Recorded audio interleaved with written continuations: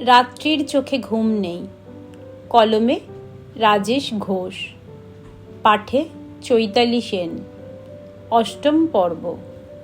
রাত্রির কথা শুনে ওপর মহলের লোকেরা রেগে গিয়ে বলে, আপনি নিজেকে খুব বড় ভাবেন, কিন্তু আপনি নিজেকে যাই ভাবেন সেটা আমাদের ম্যাটার নয়। আমরা যেগুলো বললাম সেগুলো মাথায় রাখবেন। কোনো কাজ করার আগে আমাদের অনুমতি নেবার যে একটা ব্যাপার আছে সেটা মনে রাখবেন। বলে ওনারা থানা থেকে বের হতে যাবেন। এমন সময় রাত্রি বলে, আমি কিন্তু আমার প্রশ্নের উত্তর পেলাম না স্যার। আপনি বললেন না কিন্তু বন্দুকের নলের সামনে দাঁড়িয়ে আপনি পারমিশন নিতেন নাকি বন্দুকের গুলিতে প্রাণ দিতেন? ওনারা রাত্রিকে বলে, আপনি বসদের সাথে কিভাবে কথা বলতে হয় সেটাই জানেন না। আপনি আপনার লিমিটের মধ্যে থাকুন।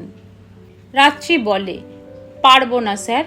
চাকরিতে জয়েন করার সময় প্রতিজ্ঞা করেছিলাম সত্যের পথ ধরে চলবো। কোনোদিন সত্যের সাথে আপোষ করব না। দেশের জন্য যদি নিজেকে বিসর্জন দিতে হয় তবে সেদিন একবারও ভাববো না। আইনের ঊর্ধ্বে কোনো কিছু নয়। আইনের কাছে পরিবার, আত্মীয় স্বজন কেউ বড় নয়।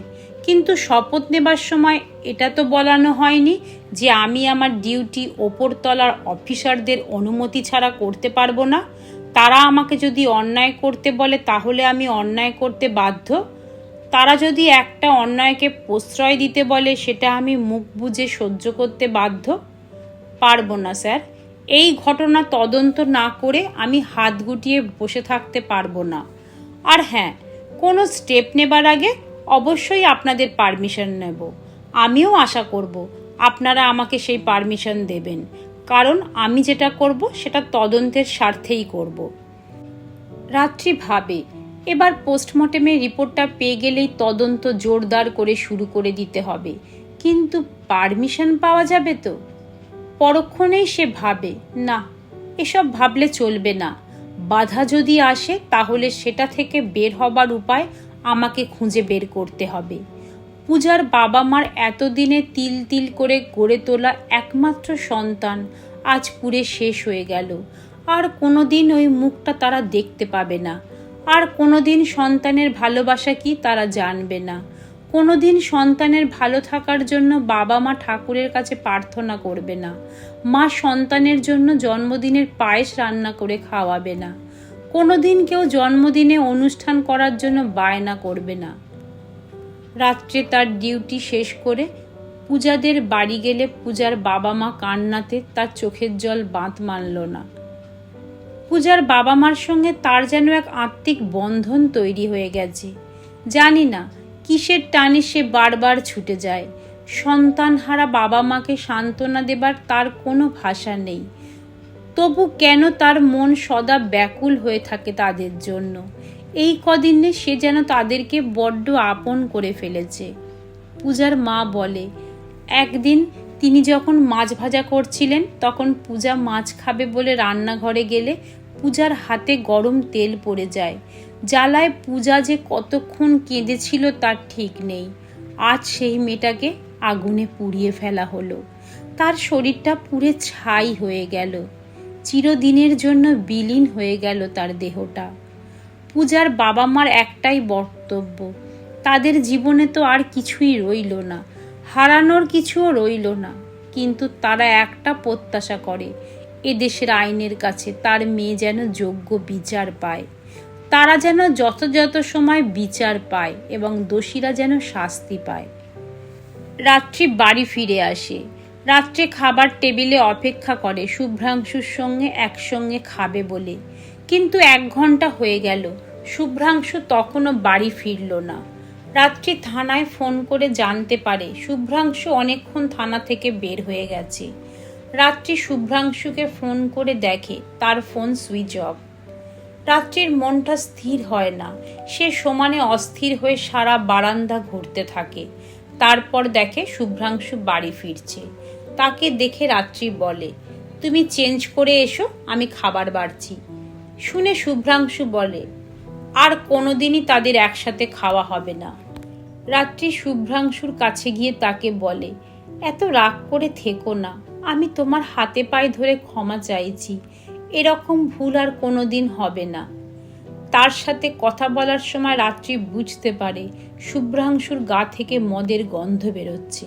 সেটা বুঝতে পেরে বলে, মদটা খাবার আগে তোমার একবারও আমার কথা মনে হলো না? একবারও তোমার বাবা মার মুখটা মনে পড়লো না? আজ তুমি আমাদের অহংকারে আঘাত করেছো। আমাদের সমস্ত পুলিশ স্টাফেরা জানে, আমাদের বন্ধু বান্ধব সবাই জানে, আত্মীয় স্বজন সবাই জানে তুমি কোনো দিন মদ ছোঁওনি। আমি সবাইকে অহংকার করে বলতাম, শুভ্রাংশুর মতো ছেলে আমি কত জন্মের পুণ্য করে পেয়েছি, আর আজ তুমি কেন এরকম করলে বলো? কেন তুমি কেন বাজের সঙ্গে মিশছো আমি জানি না। শুনে শুভ্রাংশু বলে, বেশ করেছি, মদ খেয়েছি, অল্প খেয়ে এসেছি, আরও খাবো, তাই তো বাড়িতে এনেছি খাবো বলেই শুভ্রাংশু মদের বোতলটা তার ব্যাগ থেকে বের করলে। রাত্রি বোতলটা ধরে বলে, না তুমি আর মদ খাবে না, আমি তোমাকে মদ খেতে দেব না। রাত্রির শাশুড়ি এসে বলে, ও যা ইচ্ছা করবে, ওর যা খেতে ইচ্ছা যাবে তাই খাবে, তুমি বাধা দেবার কে? তুমি কি ওর পারমিশন ছাড়া কোনো কিছু করো না? তুমি কি কখনো কিছু করার আগে ওর অনুমতি নাও? তাহলে ও কেন ওর ইচ্ছা মতো কোনো কিছু করতে পারবে না? তাছাড়া এতদিন তোমার সঙ্গে মিশে তোমার কথায় চলে ওর জীবনে কিছুই হলো না, সেই কনস্টেবলই থেকে গেল, আর তুমি ওর প্রমোশন করতে না দিয়ে এসআই হয়ে গেলে। রাত্রি বলে, আপনি আমায় ভুল বুঝছেন, এখনো আপনি আমাকে চিনতে পারেননি মা, তাই এসব বলছেন। কিন্তু ওই সব বাদ দিন, আপনি আমাকে যা ইচ্ছা ভাবুন, বলুন, তাতে আমার কোনো কষ্ট দুঃখ নেই, কিন্তু শুভ্রাংশুকে আপনি বাধা দিন। রাত্রির শাশুড়ি রাত্রিকে শুভ্রাংশুর কাছ থেকে সরিয়ে দিয়ে বলে, না তুমি সরে যাও, এখন থেকে আমার ছেলের কাছে তুমি আর আসবে না, তুমি ওর কাছে যাওয়ার সমস্ত অধিকার হারিয়ে ফেলেছ। রাত্রির শাশুড়ি রাত্রির হাতটা শুভ্রাংশুর মদের বোতল থেকে সরিয়ে দিয়ে বলে, তোমার রাত হলে শোবার আর খাবার কথা মনে পড়ে যায়, তাই এখানে ফিরে আসো। দায়িত্ব কর্তব্য করার বাহানা দিয়ে তোমার এরকম দায়িত্ব কর্তব্যই আমরা কেউ পরোয়া করি না, তাই তুমি এখান থেকে এক্ষুনি চলে যাও। শুনে রাত্রির শ্বশুর বলে, তুই নাকি পড়াশোনায় খুব ভালো ছিলিস, তাহলে তুই কি লাইনগুলো ভুলে গেছিস? যে নদী হারায় স্রোত চলিতে না পারে, সহস্র শৈবাল ধাম বাঁধে আসে তারে। নিজেকে প্রবাহিনী নদীর মতো তৈরি কর, না হলে দেখবি এই শৈবালগুলো তোর পথকে রুদ্ধ করে দেবে, তোর চলার পথকে এমনভাবে বন্ধ করে দেবে যাতে তুই আর চলার পথ শক্তি দুটোই হারিয়ে ফেলিস। তাই আবারও বলছি, নিজেকে প্রতিবাদী করে তোল, যেমন করে বাইরে প্রতিবাদ করছিস তেমন করে বাড়িতেও প্রতিবাদ কর, রুখে দাঁড়া, না হলে তুই তোর অস্তিত্বটাই হারিয়ে ফেলবি।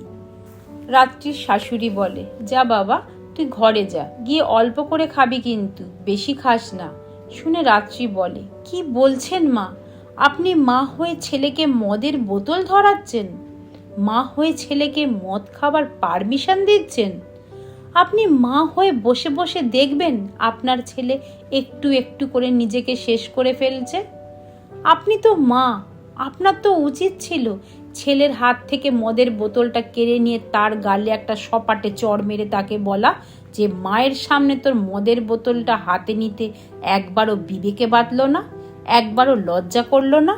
তা না করে তাকে আপনি মদ খেতে বলছেন, তাকে প্রশ্রয় দিচ্ছেন। শুনে রাত্রির শাশুড়ি বলে, ছেলে যদি মনের দুঃখে মদ খায় তাহলে ছেলেকে আমি আটকাবো কোন অধিকারে? শুনে রাত্রি বলে, আপনার ছেলের কিসের এত দুঃখ মা? আমাকে বলুন, আপনার ছেলে কিসের দুঃখে এত মদ খাচ্ছে? শুনে তিনি বলেন, তার দুঃখ একটাই, তোমার মতো স্ত্রী পাওয়া তার জীবনের সব থেকে বড় অপরাধ, তাই সে তার অপরাধকে মলমে ঢাকবে বলেই মদ খাচ্ছে। তোমার মতো স্ত্রী যার ঘরে থাকবে সে বাড়ির প্রত্যেকটা পুরুষই স্বাভাবিকভাবে মদের বোতল ধরবে। তোমার মতো স্ত্রী যার জীবনে আসবে তার সব কিছু ধ্বংস হয়ে যাবে। তুমি শুধু বাড়িতে নয়, তার কর্মজগৎটাকে শেষ করে দেওয়ার জন্য উঠে পড়ে লেগেছো। তাকে তুমি চাকরি থেকে বরখাস্ত করে বেকার জীবনে ফিরিয়ে আনতে চাইছো। তাহলে সে তার মনের দুঃখে মদ খাবে না তো কি করবে? শুনে রাত্রি বলে, বলুন মা, আমি কি অপরাধ করেছি? একটা মেয়েকে ন্যায় পাইয়ে দেবার জন্য আপনার ছেলে যদি আমাকে ভুল বোঝে, তার একটা অন্যায়কে যদি সমর্থন না করার জন্য আমাকে সে ভুল বোঝে, তাহলে আমার আর কিছু করার নেই।